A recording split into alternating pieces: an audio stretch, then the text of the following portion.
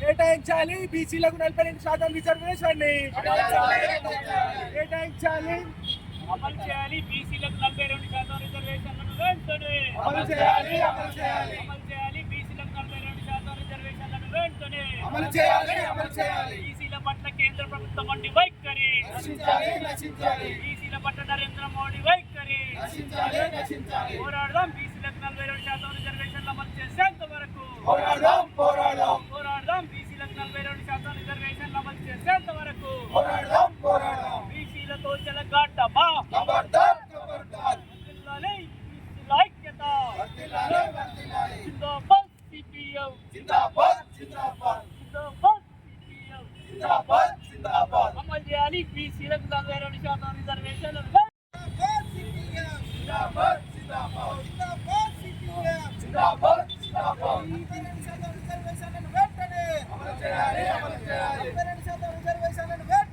అమలు చేయాలి. బీసీలకు 42% రిజర్వేషన్ వెంటనే అమలు చేయాలి. బీసీల పట్ల మోడీ వైఖరి నశించాలి. పట్ల మోడీ వైఖరి నశించాలి. నశించాలి. అమలు చేయాలి బీసీలకు 42% రిజర్వేషన్లను వెంటనే అమలు చేయాలి. అమలు చేయాలి. వీడియో వస్తుంది.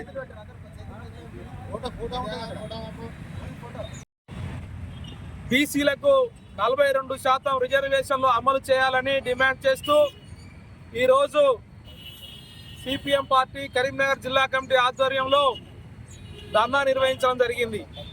ముఖ్యంగా తెలంగాణ రాష్ట్రంలో సర్వే నిర్వహించి ఈ రాష్ట్ర ప్రభుత్వం 42% రిజర్వేషన్ల అమలు కోసం అసెంబ్లీలో తీర్మానం చేసి పార్లమెంటుకు పంపించడం జరిగింది కేంద్ర ప్రభుత్వానికి.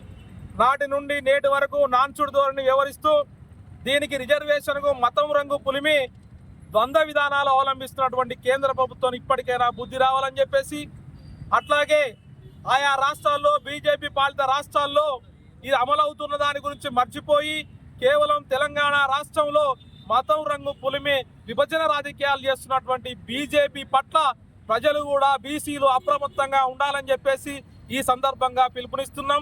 అంతేకాదు ఇలా ఇక్కడ ఉన్నటువంటి బండి సంజయ్ కేంద్ర మంత్రిగా ఉన్నాడు, రాష్ట్రంలో మరో మంత్రి కేంద్ర మంత్రిగా ఉన్నాడు. వాళ్ళు ఈ బీసీ రిజర్వేషన్ల పైన మత ప్రాతిపదికగా మాట్లాడుతున్నారు, ద్వంద్వ వైఖరితో మాట్లాడుతున్నారు. ఇది సరికాదు.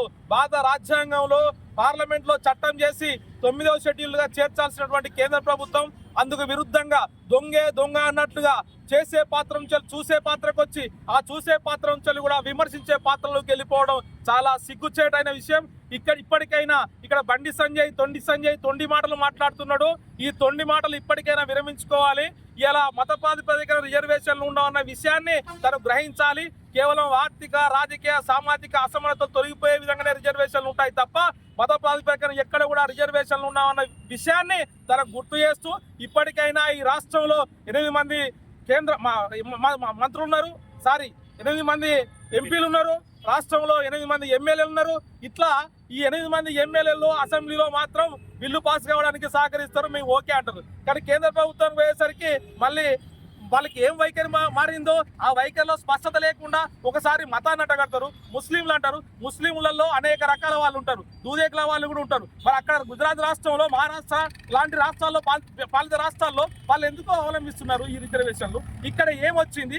అందుకోసమనే తెలంగాణ రైతాంగ సాయుధ పోరాట గడ్డ అయినటువంటి ఇక్కడ మత విభజన రాజకీయాలకు, విద్వేష రాజకీయాలకు ఇక్కడ స్థానం లేదన్న విషయాన్ని బీజేపీ నాయకులు గ్రహించాలి. మత విద్వేషాలు రెచ్చగొట్టేటువంటి బీజేపీ నాయకులు ఇప్పటికైనా వీరి భర్త పట్టాల్సినటువంటి అవసరం కూడా ఉందని చెప్పేసి కాంగ్రెస్ ప్రభుత్వం ఎప్పటికైనా మేల్కొని అఖిల పక్షాన్ని కూర్చునబెట్టి ఆందోళన పోరాటాలు నిర్వహించాల్సి, గ్రామాన బీజేపీ ద్వంద్వ వైఖరిని తెలియజేయాల్సిన అవసరం ఉంది. కానీ అందుకు విరుద్ధంగా 42% రిజర్వేషన్ అమలు చేయాలని చెప్పేసి సిపిఎం పార్టీ ఆధ్వర్యంలో పెద్ద ఎత్తున తెలంగాణ రాష్ట్రంలో ఆందోళన చేస్తూ ఉంటే ఎక్కడికక్కడ అక్రమ అరెస్టులు చేస్తూ ఉంది. దీన్ని ఏ వైఖరి అనాలి? అందుకోసం అని చెప్పేసి కాంగ్రెస్ ప్రభుత్వం స్పష్టత ఉండాలి ఈ 42% రిజర్వేషన్ల పట్ల.